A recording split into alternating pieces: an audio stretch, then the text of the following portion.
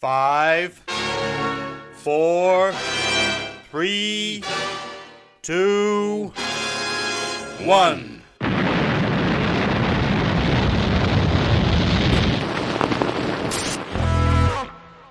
On the edge of the box is Madden. Madden trying to manufacture the shot, gets it away, it's there! Oh my word! What a goal from Paddy Madden! The Irishman strikes again! And is that the goal that's going to send Stockport County back into the Football League? Think anything more than 3 or 4 shakes and pushing it really. All I'm saying, I would have found me guilty as well. So, hello and welcome to the Scarf Bagara War, the promotion chasing Scarf Bagara War, where the only thing we're guilty of is caring too much, isn't it? Yeah.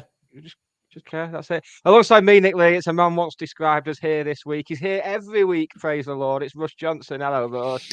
Hello, mate. You okay? Yeah, you've been busy, haven't you? Yeah. Doing Yeah. what? No, going on a Gillingham zero podcast? attendance this weekend for the 2 games. Yes, 0 attendance. For the 2 You've not games. commented on my new microphone either. Well, you've got to give me a chance. I was going to. You can hear you. It's beautiful. I can hear you. Hear your dulcet tones. Love it. Oh, sorry to hear that, mate. No, it's good. They didn't say this had happened. They didn't say you'd be able to hear me.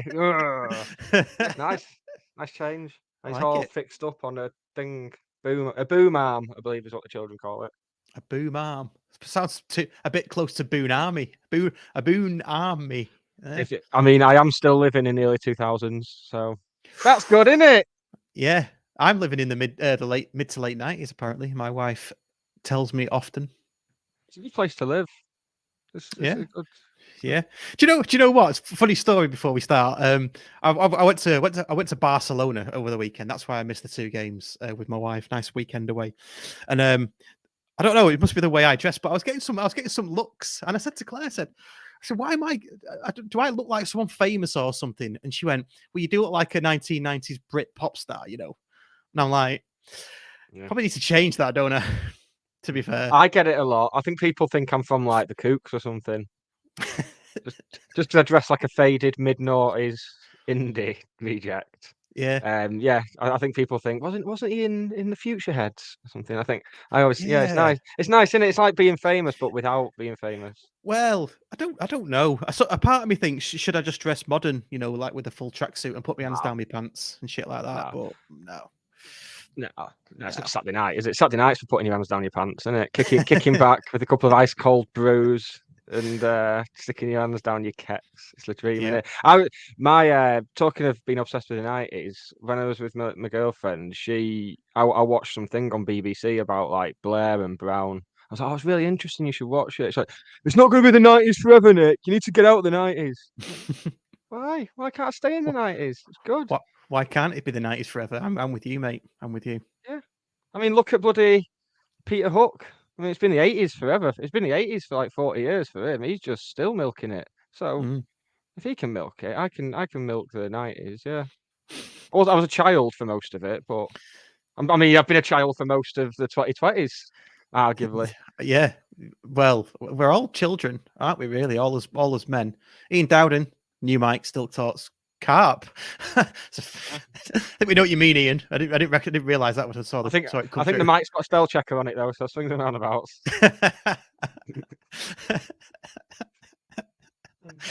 Oh, I'm fresh onto this podcast from a Gillingham podcast, so we're going to get Matt from Gills in the Blood out very soon once he's in the back room, and we are here just by ourselves today.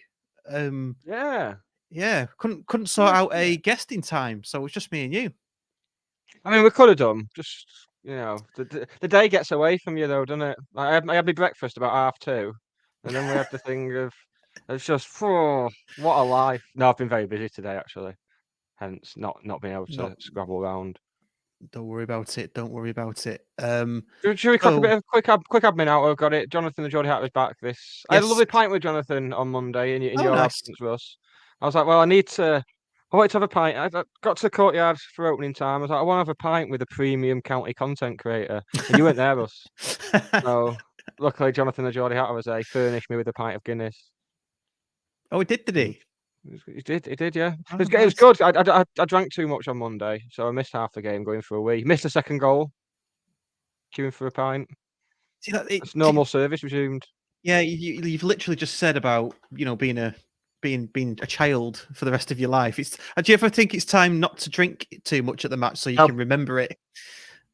Children can't drink at the game, Russ. I didn't mean children. I meant like early 20s, late teens, early 20s.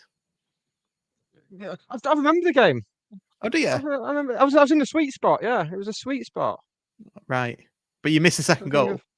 Well, yeah, the upshot is that Jonathan the Geordie Hatter is back this Saturday. Is that right? Okay.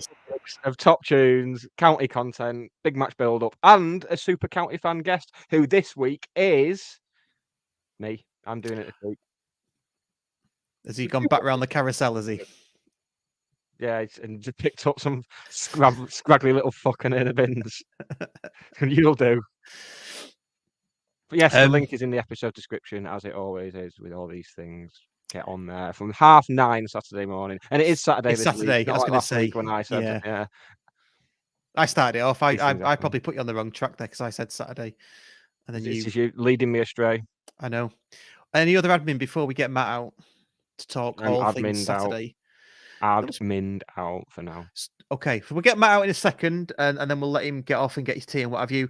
We're also going to talk tonight about the Sutton match, the Newport game. We'll talk ahead, look ahead as well to obviously to Gillingham on Saturday, and we'll probably talk about the running as well because things are starting to hot up now.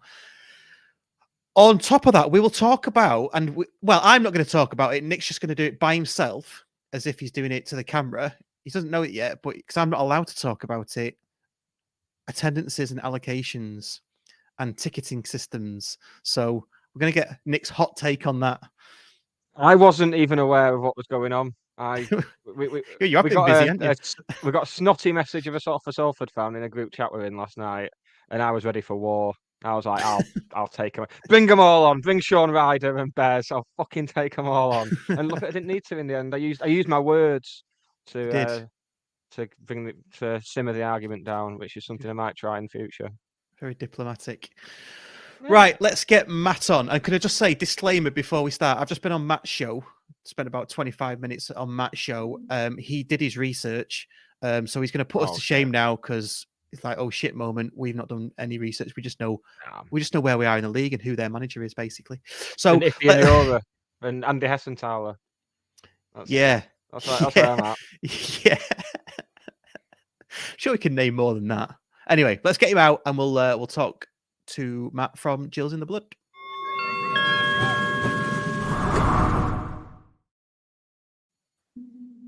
Hello. And there he is. Good evening, gents. You all right? Yeah, not bad. How are you? Very well, thank you. Yes, looking forward to this one.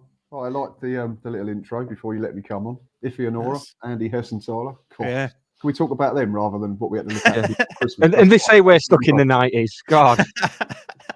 He was also defeat to you guys in our first game in the Championship back in 2000-2001. Oh, was it? Yeah. We took the lead. Guy Butters, there you go. There's another name for you. He scored the first goal and then you beat us 3-1. I can't remember the name of your centre forward. Scored twice. Little fella. Ian Moore, was it potentially? Oh, yes. Ian Moore would have been, yeah. Yeah. A rare high point for him.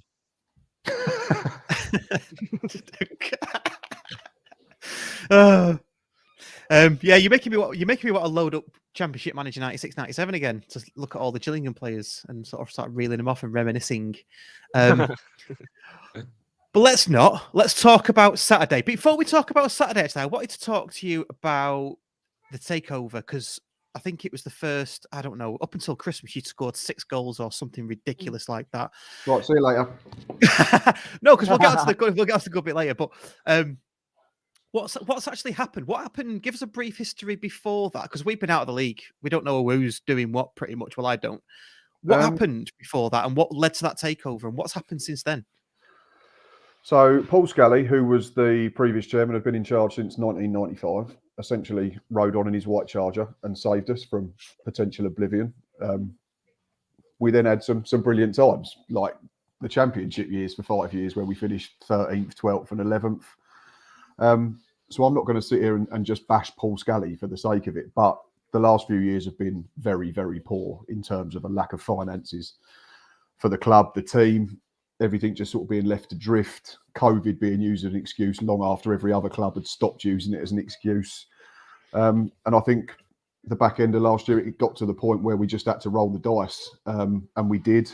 We had an announcement the 23rd of December, which was a very nice early Christmas present from a football perspective. And we've not really looked back since. Brad Gallinson is the man that's come in, Florida-based property developer. Him and his wife, Shannon, I've had the pleasure of meeting at a Q&A session. It's tough sometimes when you get foreign owners coming in because there's that risk that they don't get it. I think what they've done is they've done their research. It had clearly been going on, the talks, for a long time before it was announced. So they've got all their information together. They do get it. And I think that's probably one of the biggest things that's got them on board and got the fan base on board so quickly. First statement video was, we promised a lucrative and aggressive transfer window. I'm not sure any of us thought it would be as lucrative or aggressive as we actually got. I think there was 11 came in. I think 6 or 7 of them are starting in the first team. They've improved just no end. Paul Scally is still in the background. He is a minority shareholder still, but he doesn't have, the deciding call, which is great. I was all for that because Brad Gallinson doesn't know the English game. Paul Scally does. He wouldn't have been a chairman for 25, 27 years without gaining some information and some intelligence towards how the Football League and the game runs in this country. But then he couldn't help himself about a month, 6 weeks ago, and he decided to go on TalkSport without telling anyone and basically just slag off the fan base again. So for me, the sooner we cut all ties with Paul Scally, the better. Done, I think. Right, no, that's good. So this external investment then from the US, are they? What's their interest? It sounds a bit like Ryan Reynolds and Rob McElhenney. You know what I mean? What's their interest in Gillingham? Just quickly. I think Brad said at the second Q&A session that he'd done, because the first one sold out so quickly, so plenty of people couldn't go, that he wanted to invest in a sport. It wasn't necessarily going to be football. It wasn't necessarily going to be in England. I think he looked at sort of franchise sports back in his homeland, and he looked into Europe. I think just the English game, we know how magical it is, don't we? Yeah, and I think the big thing for him was the pyramid system. There's this relegation and promotion thing, isn't there? You don't get that in American sports. Everyone tends to be where they are. You get a trophy at the end, but nothing really changes. So I think that's what drew him in. He did say that he looked at Premier League clubs, we was all a bit like, how much money has this fella actually got? So we're quite excited for the summer, unless obviously a disaster happens in the remaining half dozen games. I think he was attracted to the fact only football club in the league, in the county. Massive opportunity in terms of sponsorship to get them all back on board. Close enough to London to maybe young talents from clubs that, players that are dropping out of Premier League, Championship academies. It's been set there for years for Gills to go and really, really push on. But for one reason or another, it hasn't. Paul Scally hasn't got enough money, or didn't have enough money to subsidise the club to what he wanted to do. And that's fine. People don't have a bottomless pit. There's now talk of, we want to bridge the gap between the youth team and the first team. So there's talk of an under-21s, under-23 side for next season. We've made some really good appointments off the pitch. Kenny Jackett's come in as director of football. Andy Hessenthaler as head of recruitment. Last week we appointed Keith Millen as director of academy coaching, who I think is a brilliant coach. I wouldn't have him as a manager. I don't think he's ever done that well as a gaffer. But in terms of his academy coaching and his time at Bristol City, Crystal Palace, I think it's a brilliant appointment. And everyone just looks like they want to come to work, which is a massive thing. Before, we heard all sorts of horror stories about you couldn't wear certain colour shoes, that type of thing. It's just a completely different football club. And small changes have been made in the last 3 months that have made a huge difference already. And I think it'll only continue to grow and improve. And hopefully with that, in turn, we continue to grow and improve on the green stuff, because up until Christmas, it was shite. Yeah. Yeah, that's a really good summary. Thanks for that. It gives us obviously a bit of an insight. So, since Christmas or since the new year, if we look at the points accumulated, I think we're both on 32 points since the new year. So we are the informed team. As we've just said on your show, our away form is matched by your home form. You're a bit sort of up and down in terms of home and away, but your home form's fantastic. Our away form's great, and we've just really started to sort of click slightly at home. If Newport's anything to go by, what's happened for you then? Is it a change in personnel during the window that's made the difference? Absolutely, 100%. If we'd not had investment and we'd had the same group, we'd have been relegated by now. I've got no shadow of a doubt. We'd be a National League club already, in everything but waiting for the end of the season to, have us buried or cremated or whatever funeral we decided to choose. Because 6 goals in 23 games told its own story. Defensively, we're one of, not the best, but I think we're about 7th. I think we're about 8th or 9th in terms of goals conceded, clean sheets. We're right up there. And that's the way Neil Harris sets his teams up. He likes them to be solid defensively, and we build from there. Our trouble was we were solid defensively, but then if you're only scoring once every 3.5 games, there's so much pressure on that back 4, 5, 3, or whatever system you play. They know one mistake. We knew one mistake as fans, and game over. 1-0 down. There's no point even hanging about. We might as well go home because we were never going to get back into football matches. It 100% is the transfer window. Conor Masterson has come in, has made the defence even stronger. I think he's an upgrade on Elkan Baggott, who we had on loan from Ipswich first half of the season. Tim Dieng has added muscle and bite in the middle of the park. The front two, Tom Hawkins and Tom Nichols, are the stereotypical big man, little man partnership, and they generally hit it off straight away, which is brilliant to see, because usually it takes a period of time for these things to start working. And I think that's probably the biggest surprise and the biggest positive from my point of view. There's still some Gills fans that are not happy. It's up to them. We all see it differently. I get that. But for a club that is where it was, to then take 33 points from 18 games with essentially half a new side, no benefit of a pre-season. We've lost how many days training during the week because of Tuesday fixtures. It's a phenomenal turnaround. It really, really is. Obviously, with that, expectation changes, doesn't it? I've said on plenty of my shows, January was to get us out of trouble. January was to get us out of the bottom two and keep us in this division for next season. We've done that. I'm pretty sure. I'm 99.99% sure we're there.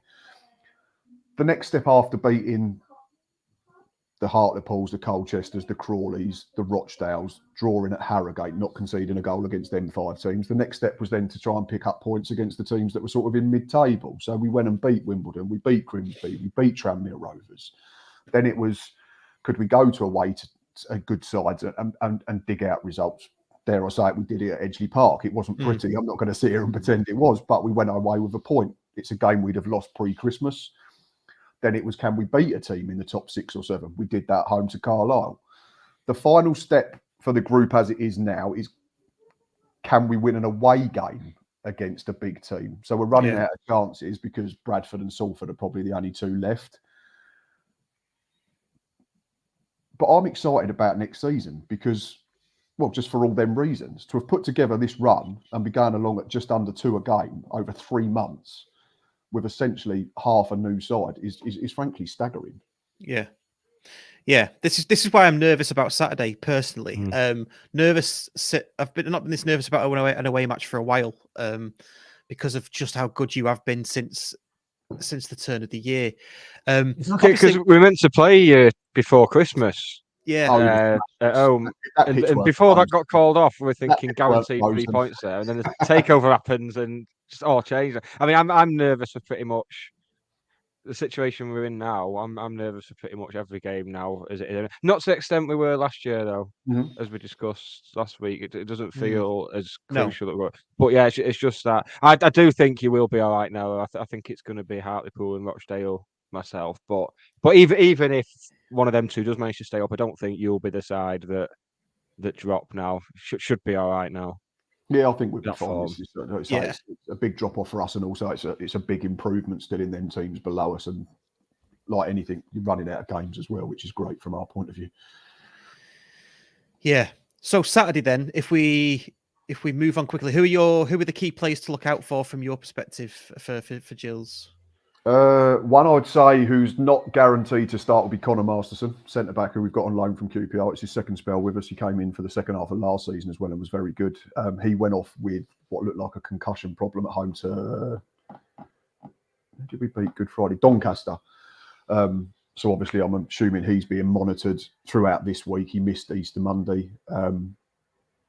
He's massively improved what was already a decent enough defence, very decent for a side that was languishing at the bottom of the table for 4 months anyway.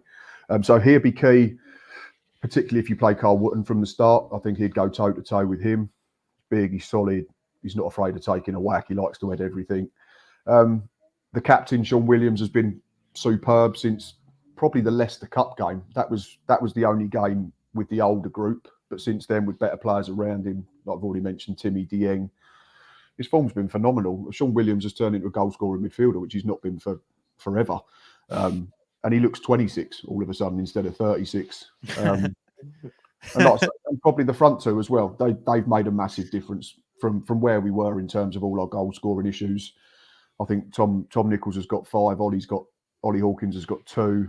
I think they've got about half a dozen assists between them as well. So they'll cause you a problem. You know you've been in a game if you're a centre-half Saturday if we can get the ball into the right areas.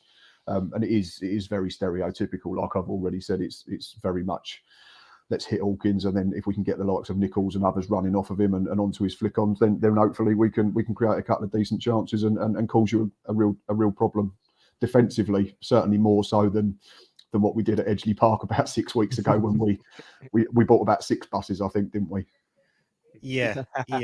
Well, yeah. I mean, you came for the point and got it. I've got no arguments about that. What I think what might happen though is I think it'd be much more open game. I said at the time we played you, we couldn't go round you because you were defending wide. We couldn't go over you because you were defending deep. We could go through you because you had 2 walls of 5, almost something like that. I think because you're at home, because you're playing well, you will want to come out. You're safe anyway, so I think you'll want to come out and you'll have a big crowd and you'll want to play football. That might just, I'm praying it might just play into our hands.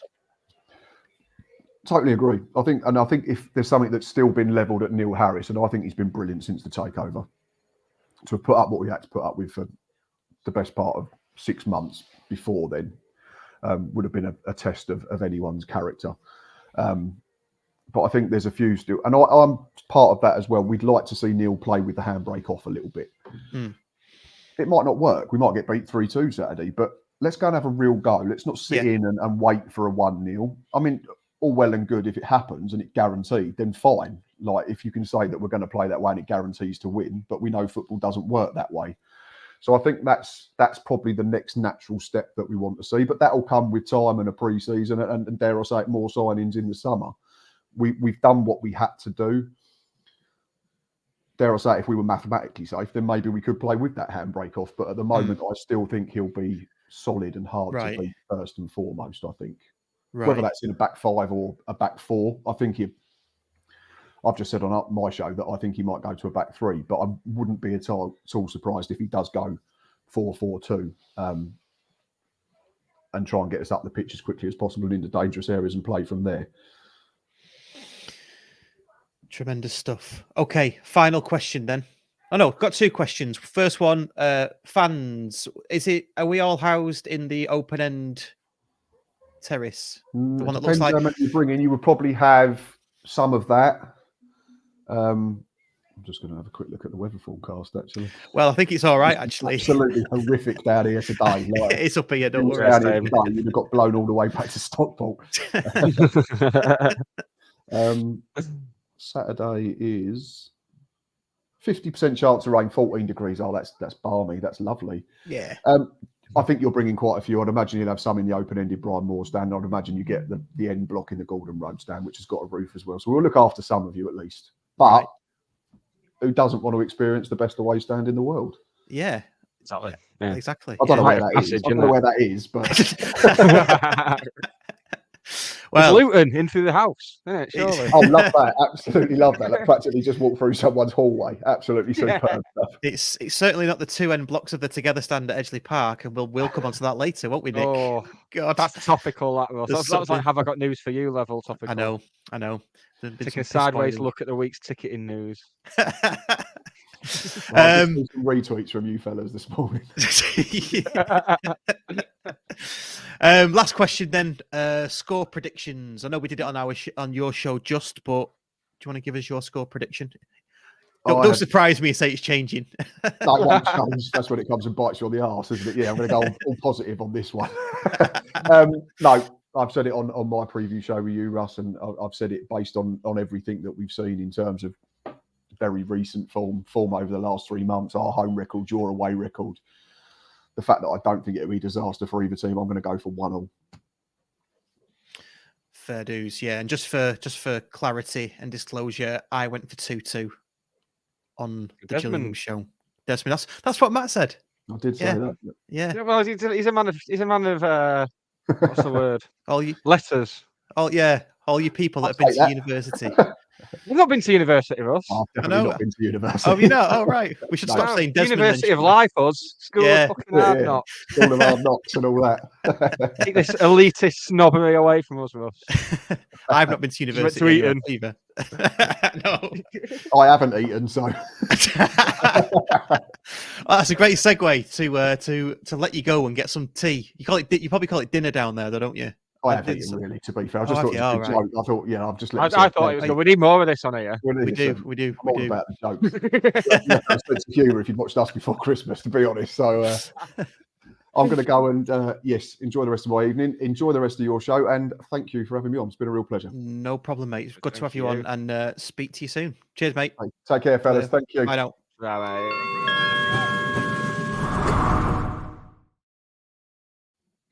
Where do you get them, Russ? From my podcasting network. I mean, it was a rhetorical question. It was a comment on the quality of guests, but I didn't actually want to know because that just. Oh right.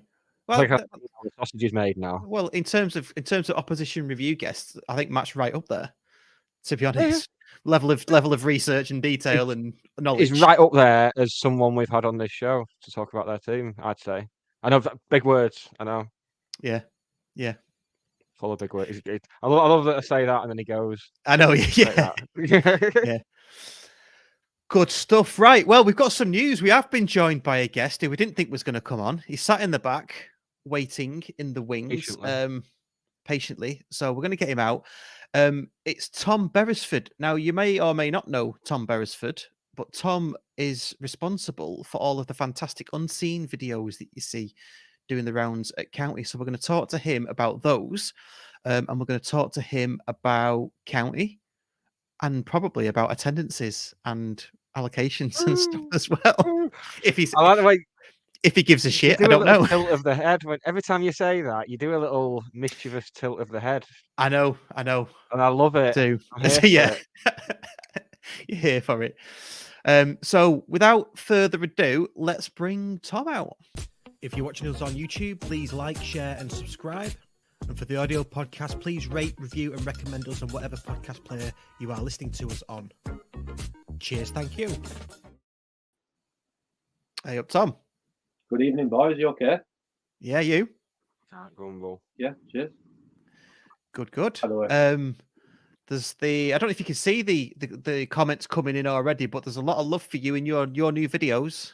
Thank you. Cheers. So yeah. So tell us a bit about you and the videos then. How did it come about? Because it's not something we've seen at County before, these behind the scenes videos. I think we've probably saw one or two sort of from the media team, but nothing in the way that they have been like this. Yeah. To be fair, I've been doing it for probably 4 or 5 years for various EFL clubs in League One, League Two, because obviously the EFL have their own broadcasting contract, so the sort of pitch side behind the scenes videos isn't what a lot of League One, League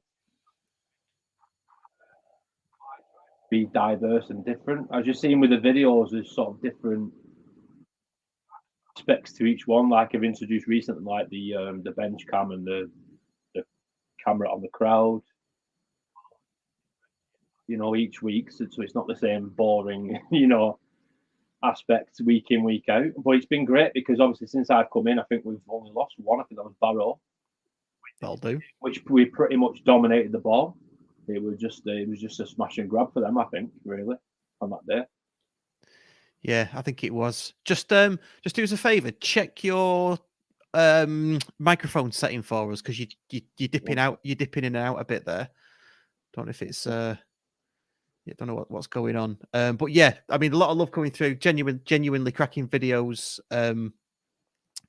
Gazendo says, and there's loads more. There's too many to put up, to be fair. Of the positivity. You've struck a bit of a chord, haven't you, with the fan base, and with some of the players as well. I noticed certainly Kyle Wootton, he ran over to you on Saturday or Monday, didn't he? Yeah, it's about time one of them did. But yeah, the players have been fantastic. I mean, in fact, on Monday, Miles Hippolyte came up to me and said, by the way, I've got something for you in there. The boys have got something in the dressing room there for you. And the shirt I've got behind me is actually a shirt he represented me with, which was signed by all the players, which is great. I worked with Chris Hussey last season. I did the playoff final for Port Vale at Wembley. So I'm just zooming in on your shirt. That's all. Trying to do a bit of editing. Yeah, I did the playoff final at Wembley for Port Vale, which they won 3-0 on that day. And obviously Chris Hussey was in the team for that one. I know Campsey from when I did a few games for Fleetwood. But like when I've been in the industry and in the EFL for probably 4 or 5 years, so you get to know players, and it's not just the players. I think County probably has championship level when it comes to support. I mean, we've seen especially since I've come in, Edgeley Park has been sold out most weeks that I've been to, and the away support is absolutely sensational, I must say. I mean, the game at Sutton was amazing for atmosphere, and throughout the 90 minutes, we outsung Sutton for the whole game, and it was amazing. And even when the game is not going our way, the fans are there 100% week in, week out, and that's the main aspect that I love the most about representing the club, because the fans are just the integral part of that. Yeah, definitely. Do any of the players come up to you and say, "Oh, can you just get us a good angle on me calf or anything like that"? Concentrate on something. English don't play for us, Russ. So yeah, right. Halves. No, but honestly, it's been great, and the lads have been superb. And there's not one player probably that doesn't say hello on the way in, or there's just a great feeling about the place at the minute. I mean, I've only been here since about February, but it's been great. It's no surprise to me that the club is in the form that they're in. The way that even if draw games or lose games, they're a very confident group. Yeah. Tell us a bit about behind the scenes, because I'm not sure you don't get into the changing room, do you? Or do you? Do you get into the changing room? No, that's pretty much off limits. But yeah, I thought it would be. But I do get, obviously, I do consider, compared to the clubs I've been at, I do get pretty much full access to everything, which is very good. I especially like the away games, really, because I like the aspect of getting the players coming off the coach, walking onto the pitch, inspecting the pitch, coming out. Just away games just have that big feel to them with the big crowds that County. I mean, I seen the Leighton Orient game today. What was it, sold out in 40 minutes or so? That's the level of support that Stockport County has, and it's amazing. It's really good. Yeah. Well, now we've got a man on the inside with us. We can find out what Dave Challoner's listening to. Because every time he comes off the coach, he's got his headphones in. I want to know. Okay. I mean, it's not this shit, obviously. Yeah. I'm more thinking musically or some good football podcasts. Maybe. You're asking the wrong man there, boys. You're asking the wrong guy. I've not. That's the information we need. I've not bugged his phone yet. No, I'm joking. I'm joking. No, it's great though. I mean, Liam Richardson. Obviously, you guys know Liam quite well. He looked to bring me in for that very reason. So, sort of the back end of the season, just get some behind the scenes footage, mainly of the game itself. I think that the game itself is the most important aspect in it, and it's great because I was actually saying to somebody on Monday before the game actually that I've never seen us score more than 2 goals. The most I've seen us score is 2 goals in a game, and I think it was Crawley. I think that was the first game I did, and I think since that it was like 1-0, couple of 1-0s, couple of 0-0s in there. Yeah. But Monday was rapturous. It was brilliant. But saying that though, on Monday's game, I've seen us actually have more of the ball and more opportunities in the previous games. It was like on Monday, it was like might have had 6-7 chances and we put 4 away. Very prolific in that regard. Finally. Yeah. Well, we did say last week, didn't we, Nick? Well, I said it. I think you agreed with me. That somebody was I did. Yeah, because you do go around agreeing with everybody, don't you? Regularly. Like we've established. No, we did say last week that somebody was due, not hammering, but someone was due. You know what? As the goals were rolling in on Monday, Ross, you popped into my mind thinking that. Oh, when you said thanks. that popped straight into my head. That I was thinking, oh, I'm gutted he's missing this because he said this was happening. But now you can't come to another game for the rest of the season. Now we've clicked and banged 4 in. That's it, mate. You're gonna have to go to Tonga or Borneo and watch it from there. Yeah. Well, I will be on Saturday. I'll be from Cape Verde, probably Cape Verde. Whatever. Oh, I might go there as well. Yeah. Yeah. We get the same flight. Yeah, we could do. Can I put my duty free in your suitcase? Of course you can. Yeah, of course you can. Oh, I thought that would be the thing that turned you to be like, well, no, I'll just go on my own. Thanks. You're making it too difficult. But no, I've just got back from holiday, mate. I'm still on holiday, so I'm still in a good mood. Yes. You're a good traveller like Conor Cody in the England squad. He's not going to get a minute, but he's a good traveller. He remembers everyone's passports. That's what he's there for. Yeah, where was we? Well, we got off again, haven't we? Smashing Newport and oh yeah, smashing Newport. So I was going to ask you, Tom. You probably don't get to see much of the match, do you? I know you're recording it clearly, but you don't get to watch it properly, do you? Like we would as fans. Yeah, you find yourself when you're actually recording, you're that concentrated on getting it right that you're actually not watching the game properly. You're watching it through a little screen. So I know what you're saying. But the beauty of it is you get to watch it all back. Yeah. So I actually get to relive it rather than just watching it once. In that regard. Yeah. But it is really good because you get to see obviously some great goals been scored throughout the season. What do you guys make of not just the season, but like I know you're supposed to ask me the question. I'm throwing one at you. I was going to say. It's always nice to be asked. Since I know is this the first time this season the club has been in the top 3? Yeah, and that's the perfect time to do, isn't it? With 5 games to go. Yeah, and the 5 games we've got left as well. Not easy, but with the form that we're in, especially none of them are easy at this time of year, though, are they? When you're fighting for it, I said last week it felt very 96, 97, just kind of cobbling these wins together, just having a strong defence and knowing that if we do score, teams are going to struggle to get one back. Yeah, I think though, I know we've got Rochdale and Hartlepool, both home games left the season. Matt said this, if we had to handpick 2 games to finish our last 2 home games of the season, you'd pick those 2, wouldn't you? Yeah. So I still think there's a surprise in there. Yeah, I know it'd be great, wouldn't it? But it would really would be good. But there's twists and turns along the way. I actually think we'll probably. I'm hoping we get a draw against Gillingham. I can see us beating Carlisle, beat Rochdale, probably lose at Leighton Orient, and then hopefully beat Hartlepool to get into the top 3 last day. Yeah, I do think after the next 2 games, you'll be able to tell a lot from those 2 results how we do there. You'll know a lot with 3 games to go. We've got 2 home games out of those 3 games, so that'll tell you a lot. Can Leighton Orient win the league before we play them, or yeah, they can be promoted at the very least. I'm not sure about the title, but the title they can have that as well by then. But so that could potentially play a part before we play them. In terms of if they're just on the piss for a week. Yeah. Which, let's face it, if you're professional footballers, lads, that's what you'd be doing, wouldn't you? If you just won a league. Yeah. I mean, if it's wrapped up by then, we come to town, they're not going to be arsed, really, are they? Neither's the fans. I wouldn't have thought. Yeah. But Back to the back. That's the best way of looking at it. It's a little groups of 2 games. I think you touched on it very nicely there, Tom. That that's why I've not got too overexcited when it's gone well, or too down in the dumps when we've faltered a bit, because it's these little groups of 2 games, and getting 6 from those 2 at weekend is just, you think 4 or 6 from the next 2. But like you said, Russ, there's going to be lots of twists and turns up at the top, teams to play each other and everything.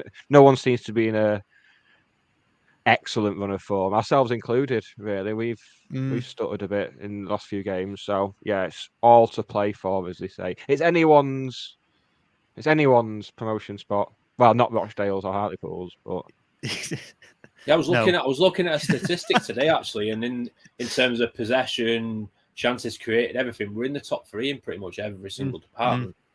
Yeah, so, chances against created as well. Teams, we're in the top. We're near the top of that. We're every stat you can think of. We're pretty much doing all right, aren't we? There's no ambiguity there. It's really, really good. Good XG as well, and I'm a man who loves a good XG. Yeah, yeah. XG against as well. We're low on that. So teams aren't even creating good chances against us. So and then when they do, they've got to get past Ben, haven't they? Yeah. Probably why they don't bother creating anything, because they just think, well, what's the point? What's the point? What is the point? Yeah. Back to your video. I don't bother creating anything as well, to be honest. What's the point? Because Ben won't have it. No, it's just the futility of life. Oh, right. I thought you was like creating little things for Ben Hinchliffe and then going, he won't like that. Well, I made a little Easter egg hunt for him on Monday. And the bastard just ignored it, didn't he? I like loads of little eggs leading off the pitch, and he just ignored it. Thought I'd do something festive for him, and that's where it gets you. What we're doing that again? You should have done it with bottles of water. He'd have followed that. Yeah. He would have done one. Yeah, bottles of water and a towel. Yeah. Do you reckon that's what goalkeepers get bought for Christmas? Do you reckon it's like if Nana's like saying, "Oh, what should I get him for?" Well, he's a goalkeeper, so something in that ballpark. And then she gets him like a towel and bottles of water. Yeah, I don't know about bottles of water because they'll be supplied by the club, won't they? Well, definitely towels. Towels are always a must. Have you noticed though? I don't know if anybody else has noticed this. He always tends to leave a bottle. He brings like 3 out. We'll drink 1.5 and maybe 2, and then leaves a bottle. And I just think, stop littering. Pick it up, man. Maybe that's spiked for like the opposition forward. Oh yeah. Nice. I've noticed a lot of players don't seem to care. They'll just swig from a bottle of water that belongs to the opposition player. And they don't even wipe the rim of it. They don't even pour a little bit out first just to clean the rim of the bottle. They don't even wipe it on the jumper. But they've got these bottles now, haven't they? That got, those ones where it's not very good for the audio, this, but where they got that. Like that. Oh yeah.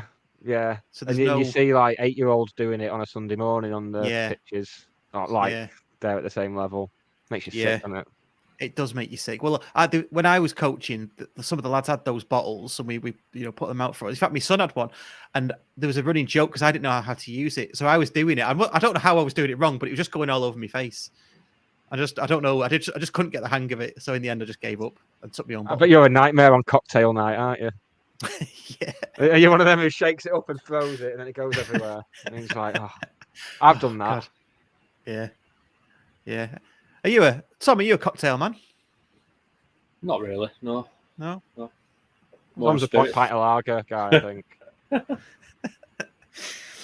Your videos then, editing. I take it you. I don't want to sound stupid here, but you do all the editing, you do all the production, and all that kind of thing, and literally just send it over to County, and they stick it on YouTube. Is that how it works? Yeah, 100%.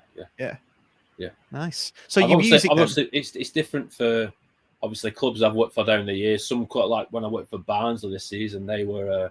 As soon as the final whistle finishes, they just take the footage off your SD card and they do what they want with it. Right. But obviously, can't have seen that. Obviously, the stuff I've done for other clubs and edited stuff and does the job. Yeah, no, it's good. And the music, then we always get pulled up on here for using music and we get copyrighted for it, don't we, Nick? Right, okay. Literally all the time.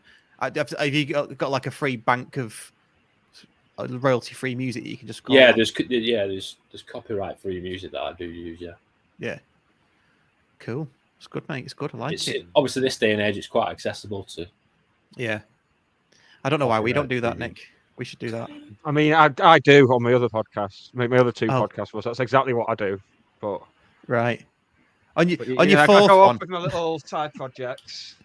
I go off on these little side projects, and it just, it's like Alex Turner bringing his Last Shadow Puppet stuff into the Arctic Monkeys room. It's like, I've been listening to French crooners and doing loads of cocaine. What do you think of this, lads? And that's just what I'm doing, man. I'm just a creator. One of those creative types. You've got a Well, guitar it's- behind you there. You can make your own music. You've got a nice guitar there behind you. You can't No, play it's it. only a bass, though. It's only whoa. I can play Rust. I can slap a bass a little bit. Fine. I bet you could do the opening. Maybe you could opening riff of Elephant, and that's about it. Or Smoke on the Water. I bet that's it. No, they're songs for wankers. I'm Pixies, Ramones, Arctic Monkeys. That's the. Oh right. I Okay. bet you're just annoyed because you don't know any Oasis, aren't you, Ross? But you do know Oasis, don't you? You mean you don't No, I know how to don't. play it? You don't have to play any I don't have Oasis. to play any Oasis. I know Oasis, but I don't know any. I'm No. not wasting my time trying to learn any. No, I'm not annoyed at that. I don't think it's not very. It's 3-chord music, innit? It's not. It's no point in learning it, is there? No. I did learn how to play Slide Away on bass, but Oh. you don't have to do anything, so it's right up my street. You just stand there looking surly. Nice. Maybe I'll do the Seinfeld thing. So every time you say something funny, which, let's face it, readers, is all the time, I can do the little boom boom boom boom like do on Seinfeld. That'd be good, wouldn't it? Yeah, do that. Do that. Do it now. Can you do it now? Would it come No. through? Come on. Probably not. No. I'll work on that for next time. I'll do a little bit of the Seinfeld thing, yeah. And Okay. we'll see. But it'll be really annoying if I work on it all week and then come to do it and then the microphones don't pick it up. Yeah, it would be. But you could record it first and then say you've done it. I'll record a video of me doing it and play it in there. This Yeah, isn't what this yeah. show is for. No. Let's get back to Tom. You fucking bloody got talent. I'm still here, by the way, boys. I'm still here. No, we can see you. We can see you. We can see you. We do this. So, Tom, the Carl Wotton thing with the dart. I know Jack Stretton was doing it as well. What's all that about? Can you Yeah, I do us don't. You know what? And I actually play darts to semi-pro level as well, so I can relate to it quite a lot. But yeah, I do.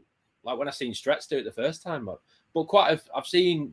You see, obviously James Madison was the most high-profile player to probably do it recently. But I've not really seen it a lot. To be fair, in goal celebration, I've not seen many people do it. No. Not really sure about that. If anybody knows why they do that, then do let us know. Yeah, I don't know why comments are coming in about Ackle being at the City game. He's entitled to do that, surely. It just shows an overwhelming lack of taste on his part, but it's I fine. mean, We didn't sign him for his taste. We signed him because he's a Fantastic hero footballer. of a right-sided centre-back in a back three. Yeah. Who can also fill in midfield. Yes, he can. But we don't want him there, do we? We want him right-sided centre-back, don't we? That's why we want him. I'd rather have him there, yeah. Yeah. Well, we've been mixing it up. As John Kieran predicted last week, we've mixed it up a bit in the games at weekend. Yeah. I mean, Monday, I don't know what system we played because we had like 20 players on the pitch by the time I got there from the courtyard. We doubled it right up. All weekend, it was like heat wave, beer garden weather. I was like, no, Nick, I won't go out drinking this weekend because then I won't go out drinking on Monday and count it at home. Wake up Monday morning and the heavens had opened, hadn't they? But I'd already committed. I'd already made plans. So I was at the courtyard like the second they opened, just like soaked. But it's undercover, though, isn't it? Yeah, but I wasn't. The road there, the journey from my house to the courtyard isn't undercover, crucially. Right. It's very much not. I'd say it's the exact opposite of undercover. It's not undercover. Undercover, yeah. There's not really any halfway for that, is I there? got drenched. Very drenched. Horrible. And then I got soaked because I was sat quite near the front as well. So I got soaked during the game and then got soaked on my way home as well. Hailstones when we left the ground. Wow. So what's the difference between getting drenched and soaked? Drenched, it's full on through. Soaked, you're wet. Drenched is when it's gone through to the socks. Right. Okay. That's the rule. Did you not know this? Did I No, not send you no. that email? No, I didn't know the different levels. Have you got any comment, Tom, on the different levels of getting wet? It was quite Somebody probably stands and gets wet on a weekly basis at football. the first half was torrential. The first 20 minutes or so it was bad. But then in second half, it was quite nice. Second half. But in the first half, when it was torrential, how would you describe how wet you were? Oh, soaked, mate. Soaked. Yeah. Right. Well. Soaked. Right.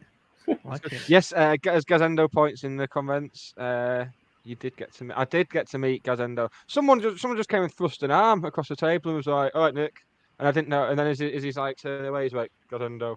I love the fact they can just go, "All right, Nick, Gazendo," and we know. Yeah. But none of this small talk business. Not like you, Russ, holding court in the courtyard with your little circle of admirers, all sniggering at everything you say, like the two gimps off Top Gear. 2 gimps? I thought it was 3. There's 3 people here, isn't there? But it's 2 of them who laughed at him, isn't there? Yeah. Can I be James May? I like James May. Shall we move on?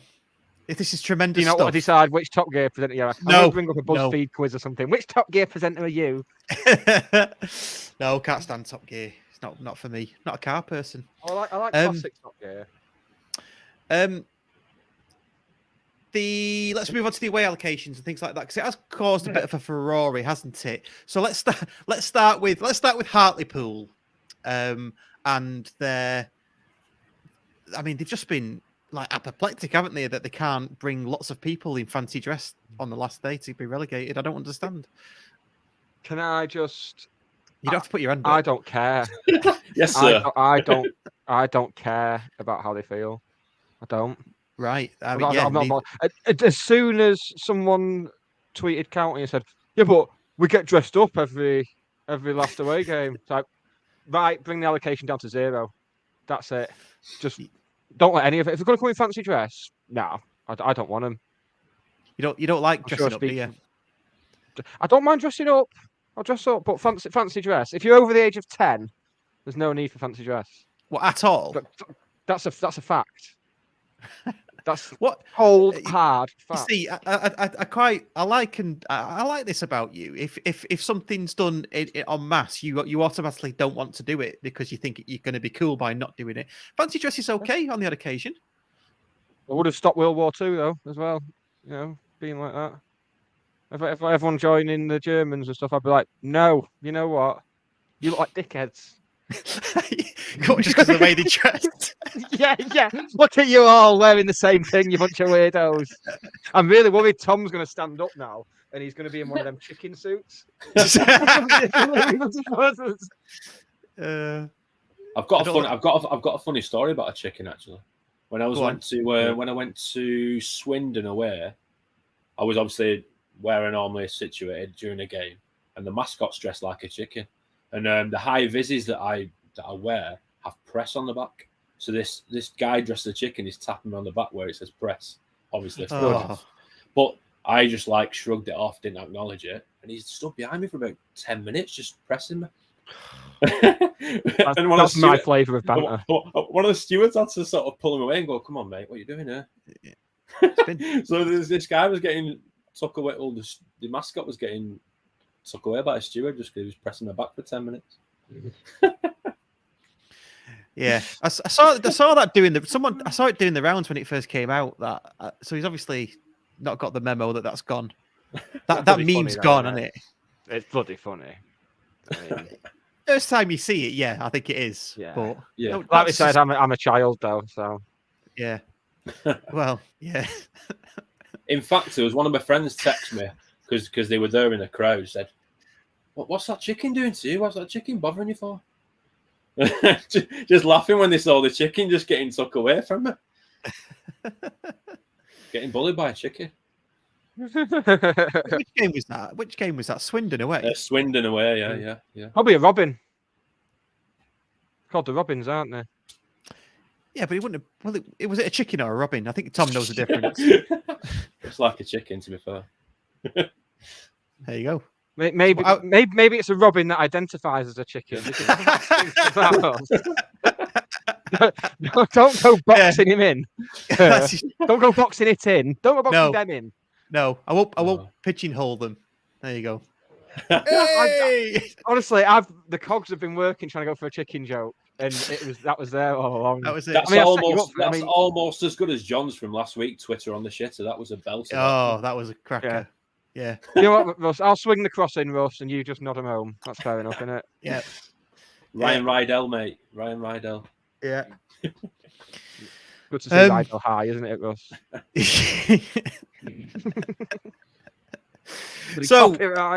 So Hartlepool, I'm not asked about him or how many we give him, and I'm not asked if they come in fancy dress or not. I just like how it's boiled the piss of them. That all these people go, I can't come in fancy dress, and you're not giving us enough space now. But if you go in fancy dress, especially for a big game where it could be the end of them in the Football League once again, and just seeing like the pilots from Thunderbirds crying on the way up to the station, it's gonna be piss funny, or whatever they're going as this year. They're all coming as the Judases, aren't they?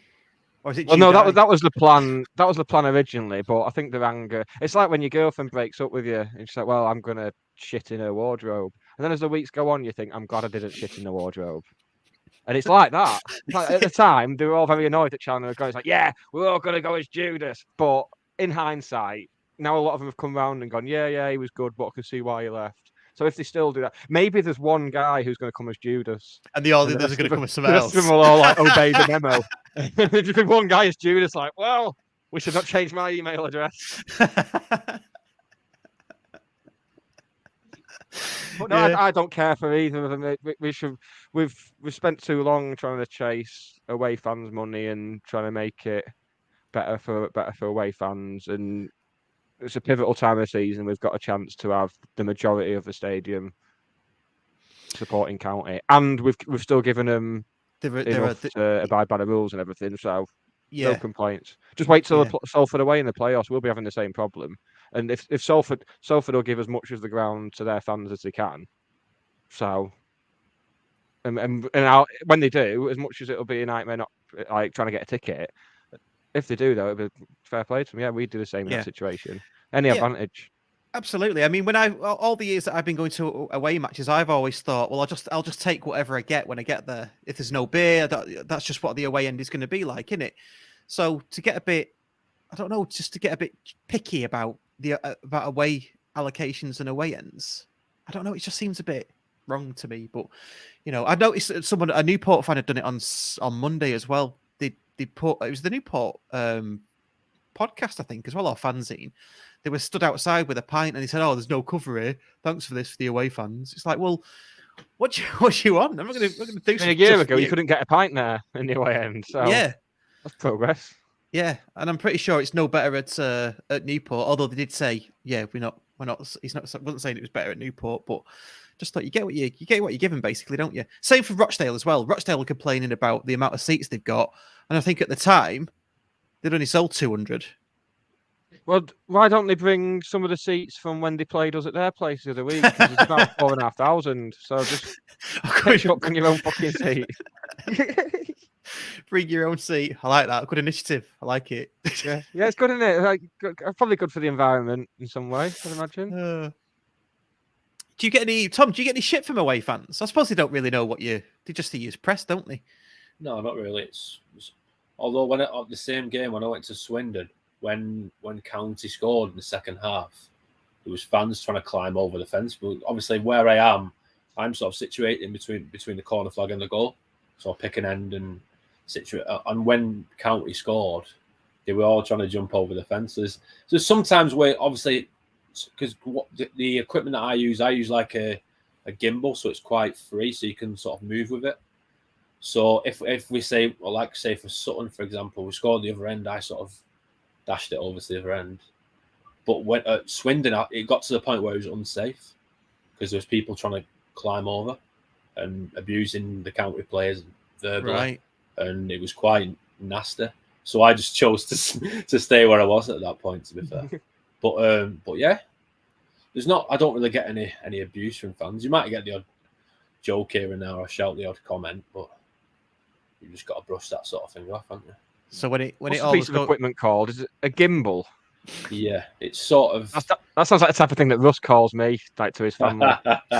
He goes, "Oh, that Nicky's a right gimbal. Sick of him." It's sort of like a handle what your camera connects to, and it's got a motor in it, so it keeps it steady throughout. It's good for the stuff that when I follow the players out before the game through the changing room, down out the tunnel and stuff, you'll see it's quite straight when you're moving. Yeah. So it keeps the camera steady. So when you ran behind the goal at the railway end, was you concentrating on where your feet were planting, or was you looking down the lens hoping that your feet were okay and you weren't going to be fair, the railway end, Woods ran to me directly where I was, so I didn't have to move. To be fair, no, but I'm sure there was another one where you had to run. You had to run, didn't you? After we'd scored a goal. I think that was Sutton. That was Sutton away. That was Sutton away. That right. Okay. There was one. I can't remember the game. There was one a couple of weeks ago with the like you say, the railway end. Can't think which game it was. Yeah, but it was. Who did we play the previous? Salford, I think it was. Yeah, the first half goal against Salford. That might have been Was it Salford? No, it was. It was. Yeah, I'm sure it was Salford. Yeah, Lemon Evans. Yeah, I'm sure you definitely run. It was Evans' goal because he sort of took a touch and then slammed it in and then ran the opposite end, the opposite side. Yeah. Because I always think that obviously instinctive thing is where obviously the photographer sits, most players will run to the photographer to get a good shot. But sometimes it's all about where they hit the shot from. Yeah. So if they hit the shot from the left-hand side, they're not going to then run over to the opposite. They're not going to do a U-turn and then run to the other side. It's just instinctive as to what happens in that moment. Yeah. I love it when you get a player who rarely scores and they don't know what to do. Like Stress when he just does a dart celebration. The last two games, it's more the ones where like a left back will pop up with a goal out of nowhere and he doesn't know which way to run. Yeah, that's I always enjoy that. It kind of mirrors how we are. Kyle Niles was good. He just ran straight to Paddy Madden because he put it. Yeah, I love that. Yeah, it was great. That. Yeah. Yeah, it does annoy me that when you get a really good assist and the player scores, just runs off and celebrates, like they've done all the work. Yeah, go and shake the hand of the man that's just set you up. There was a great one of that at Colchester when Kyle Wootton scored. I think it was Ryan Johnson who played a beautiful, but like a flipped header onto him. I think it was Hussey played the ball to the back stick and then Rise played the ball over to Woods and he's put it away, but Woods went straight over to Ryan Johnson to thank him for the flick on because that's what made the goal. Yeah, and that's right, and that just shows you. Going back to a comment made earlier, that just shows you how close knit they are. You know, it's probably easy to say it when the team's winning, but I do get the sense that these are really, really a good group of lads and they're really together. It does really feel like that to me. Yeah, it's fantastic. Even when sometimes even when it's not the game itself, even if it's like pre-match or the players are just coming, they're always up for the game. They're always together. The togetherness of the group is probably the most important aspect in a team. Even if you're not winning games, you need to be together as a group, and that's what County are. 100%. Honestly, they've got time for. Like I watched after the game. Obviously, it helps when you win a game of football, but I mentioned how important the fans are. And after the game on Monday, usually after a game, the players sort of hug each other. Well done, lads. Have like a little group chat, but it was straight over to the fans to sign autographs, selfies, whatever. And that just shows they know how important the fans are to them. And the fans play a huge part in, especially the last few months, how good the team has been. I mean, what is it? One defeat in, is it 14 or 15 games? And the supporters play a big part in that, you know. 13, 14. Yeah, one defeat in 14. We've been spoilt these last few years, haven't we, with these undefeated runs where we genuinely lose count of how many games we've gone. Good for like 7 years now. I know. I know. Quick one on the 9-game winning streak without conceding a goal. That was in jeopardy at the weekend, and we kept it with 6 minutes to go because Cheltenham scored against Ipswich. Yeah, it was a very good friend of mine that scored as well, Alfie May. Alfie May. Yeah, I saw you tweet that. Yeah.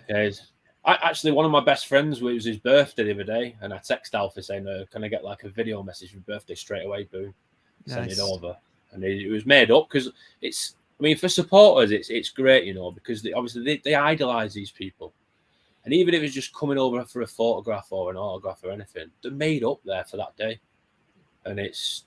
You see it at county after the game. The players have so much time for the fans. It's brilliant, and it adds to the togetherness because obviously when you're not winning games of football, it as a fan, it often gets, obviously you guys know, it gets frustrating. Yeah. But the county fans are there for the boys week in, week out, and it's telling on the pitch. I mean, even when we're not winning games of football, mentioned that obviously those draws we've had the last couple of weeks, we've dominated the ball, every department we've dominated those games, and you're not going to win every single game of football you play, but that's part of football, isn't it? It's staying together as a group, as a team, and together with the fans, and as a whole, it's a fantastic place to be around. And for me, on a personal level, coming in, obviously I've been at other clubs before. I've never been at a club like this in terms of the togetherness and the passion for the football club. Yeah, I think we said before, haven't we, Nick? It's sort of like spring loaded, ready to sort of continue this drive up the leagues. What did you say? Perfect storm kind of thing. Yeah, spring loaded and ready, like me, out on the market on a Friday night, just ready to pop, like a tube of Pringles. I was going to ask you, Tom. Actually, Swindon away. Going back to this chicken, I don't know why I fixated on this chicken. But when we did score and you got a bit of aggro, was the chicken giving you aggro as well?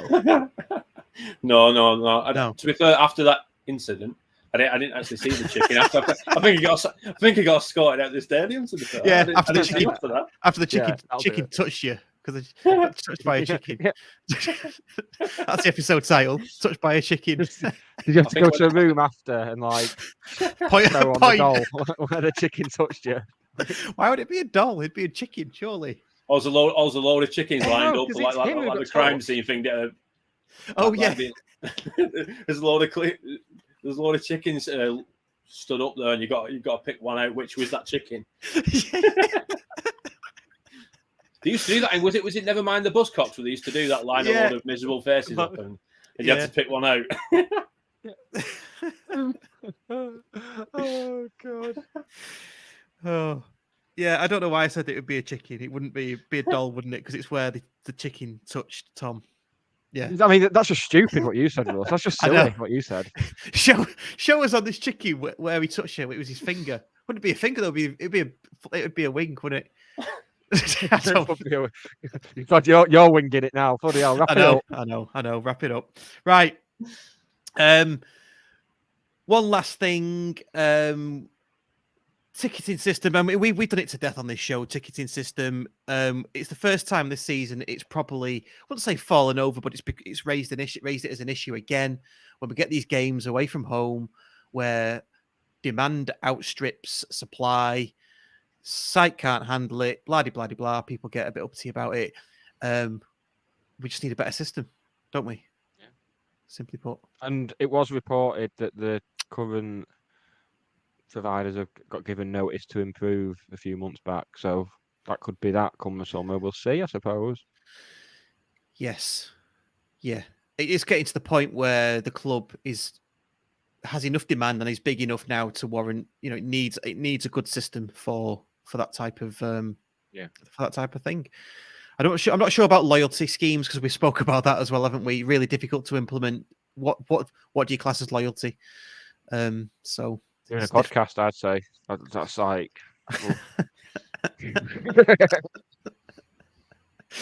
Yeah, I'd say that's pretty loyal. Yeah. Giving up our spare time. Yeah. Right, Tom. Thank you so much for joining us. It's been an absolute pleasure. That's right. Pleasure, guys. Keep up the good work. Brilliant. Cheers. You too. Yeah, you too. Definitely you too. But just a quick question before we go. When does it come out? Because obviously the Newport one hasn't come out yet. I think you're not in charge of that, or got no influence on that. It's usually a couple of days after the game. Obviously, I send it to the club, and then the club obviously publish it when need be. It's usually, say we're playing on Monday, it's usually probably tonight at some point. It might even be after we finish this, after we wrap this up. But yeah, it's usually a couple of days afterwards. But maybe perhaps it might be a little teaser towards the weekend's game. Sort of give the fans something to look forward to, because what we're on Wednesday and there's no game till Saturday, so yeah.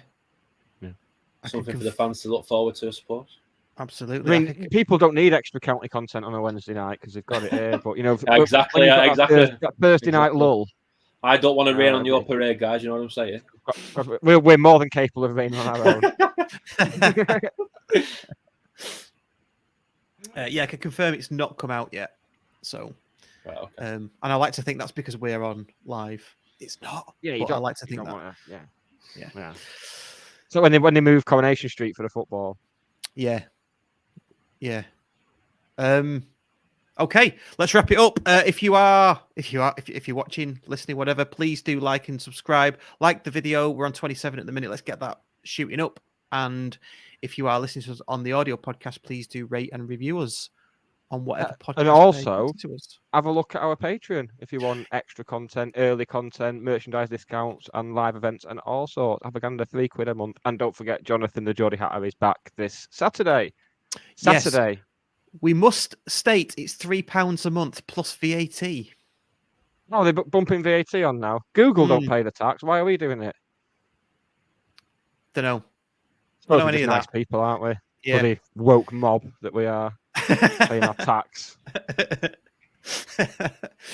But yeah, go visit our Patreon. Get all of our links on Linktree, or you can get them. I mean, everybody knows where we are these days, so go and do that. Our website is back up as well, www.scarpagarawar.co.uk. All the W's. It's all the W's, yes. All the W's. W. Every single one. Pens and pencils ready. That address again is all the W's.scarpagarawar.co.uk. So we're going to wrap it up now. Have a safe journey home wherever you're traveling to. And we'll see you. Well, I won't see you on Saturday. I'm not going to Gillingham. But I will be at Carlisle. So if you want to punch someone at Carlisle, you know what to do. If you want to one punch me, then feel free. As long as it's not a chicken, boys. No, yeah. Fancy dress. Let's all go as a chicken. Chase Tom round the pitch. Carlisle's Cumbria, isn't it? So we'll have to go as pencils or something. Quick game of chicken run there. Yeah. Right. Cheers, everybody. See you later. Bye. This episode of the Scarf Bagara War was written, recorded and produced by Russ Johnson and Nick Lee. The music on the opening titles was produced by Dan Johnson. Subscribe wherever you get your content, as well as finding out how to join the TSBW fan club. Check out the links in the description or go to allthews.scarfbagarawar.co.uk.